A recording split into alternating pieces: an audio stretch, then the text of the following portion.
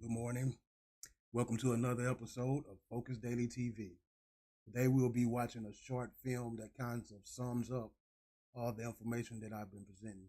I won't be doing too much talking. I'm just going to let the film play. Let's get straight to it. Put on your discernment caps and enjoy.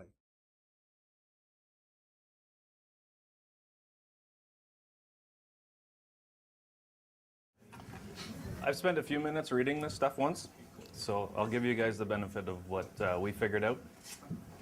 And I'll try to move through this really quick.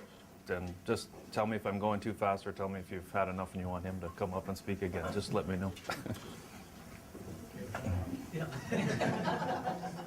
Oh yeah, that's definitely.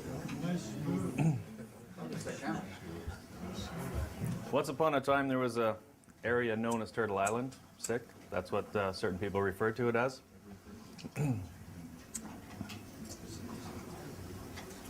And there was people on the land over here.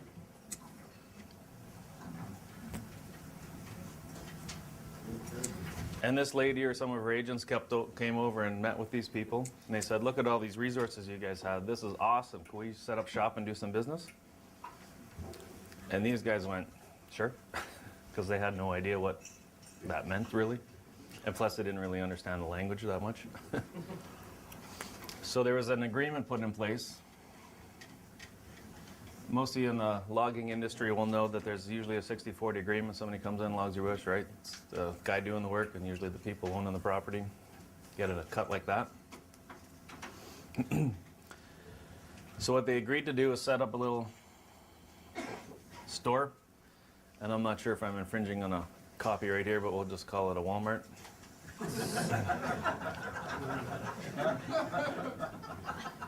So the 60% goes to her organization. She had a corporation that does business.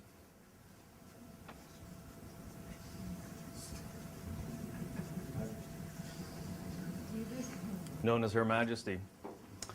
And Her Majesty had a bank where she borrows money from, known as the Crown. So any money that this little shop made, 60% of it went to Her Majesty, went to her. So today the goal is just pay attention, gather the information I'm presenting, and put it all together.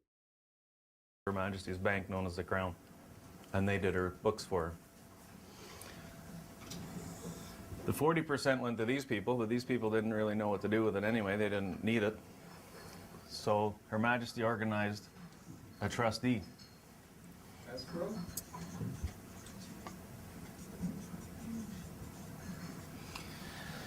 And then these people ended up also banking for these people. How convenient. And this corporation. So I'm going to chime in every once in a while to prevent the copyright, but this is good, valid information. Pay attention. All you have to do is just listen. Did all right, and then they said sooner or later they started up a second and a third and a fourth corporation inside the territory. Now, this agreement was in place. These people, or the corporations, exported lots of products and cut down as many trees and killed as many animals as they could, shipped it all over wherever they wanted to, and 60% went to her bank account, 40% went to here, to this bank account. And the people in here work in the store. They all wore the blue uniform of Her Majesty, or I guess the red, we'll call it red, sure. And they were all bound by the laws of this corporation, okay? These people were her subjects. Bound, bonded, through registration and reclassification. They weren't Canadians, they weren't Americans, they were British people. Then around that time, these people started traveling the world and they realized that they could issue passports, and they did. So I'm leaving this very general and very quick, right? But so these people were able to issue passports because they had land, language, and culture, and they were their own nation. These people were subjects of her. Guess who the people were? Then after a while, these guys got into a little bit of financial trouble, and they merged. Upper Canada was still solvent, Lower Canada. Well, if the one was still solvent, that means the other one wasn't. So they merged these two and they formed the the province of Canada, and then the Crown renewed the loans to these corporations. And then after a while, I got to always say this. He's speaking of Canada, but it applies to North America in full, specifically what's known as the United States, which is actually the kingdom of God, which belongs to his children and will soon be returned to his children. But first we must learn. they got into more trouble, and then they formed the Dominion of Canada. And then the Crown again renewed her loans to keep this corporation afloat. And of course, 40% every time something leaves here, 40% is going into the trust fund. These people here are still all wearing the Walmart uniform, being owned. That trust fund, that's our money.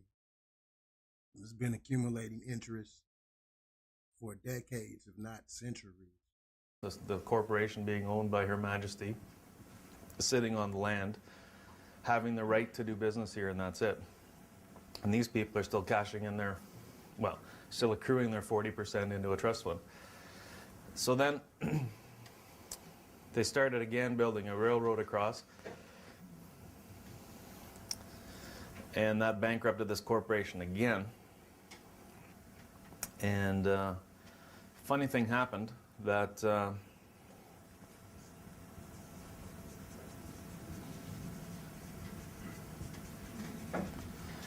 this corporation's revenue fund got merged with the Indian Trust Fund. And all of a sudden, these guys became a country and could issue passports. But if you want to be a country and issue passports, you need land, language, and culture. Does everybody see what happened? This thing was under a distress sale. The only money was sitting in this trust fund. The trustee of this trust fund said, hey, Walmart's 10 cents on the dollar, let's buy some stock. Now all of a sudden, all the people inside here are part of the corporation of Canada. They can issue passports and securities and all that other fun America stuff, right? However, this still applies, right? So now the people that are born in here and